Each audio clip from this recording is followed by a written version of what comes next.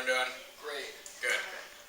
So I just kind of want to start off and ask, have you ever been in like a situation where like you feel like you have no options and you like someone tells you, oh, calm down, and it's like, get away from me, like I don't want to like talk to you right now. About my junior year, halfway through December, January time, I was playing in a hockey game. I was on a forecheck, which just means you're rushing the defense when they're trying to get the puck out of the zone. I played a physical hit on an opposing player. I thought it was a great hit. He started to fall backwards. When I looked down at him, he had a pool of blood starting to form. So like I checked his stomach, and when I did that, my glove fell off. I actually got cut by a skate. So it was pretty bad, and I'm skating off the ice, and my coach is like yelling at me to come back to the bench.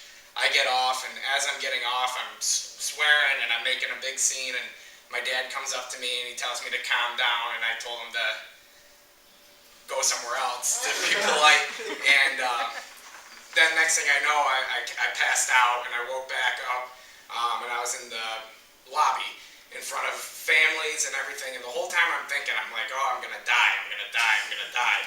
I just saw my parents, it happened in front of all of my friends, I'm gonna take my last breath. And then this gentleman came over, and he was just there for his son's game after ours. He actually was one of the head trauma surgeons at a hospital out in the greater area of Boston. His name is Dr. Brownstein, and he put a tourniquet on my arm before the ambulance got there. And the one thing he told me, he goes, I'm going to tell you to calm down, but you got to realize that you're not going to die. Like there's great medical care in this area. You're going to be all right. So I was like, all right, whatever. And my attitude got a little bit better. Passed out, and then I woke up the next day. I had a couple IVs in me, and I was doing all right. I ended up going all the way through the radial and the ulnar artery. So what I kind of want to tell you right now is, it seems really bad, but at the end of the day, like it was a really good injury, as terrible as it was.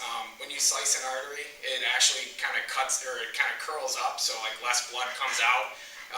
They said if I nicked it, I would have been probably in a lot worse state. The other thing that they told me is I had nerve damage, so I actually wasn't able to move these three fingers on my left hand. I don't really have a lot of feeling in my hand anymore. I actually can move it a little bit, not as great as I thought I could.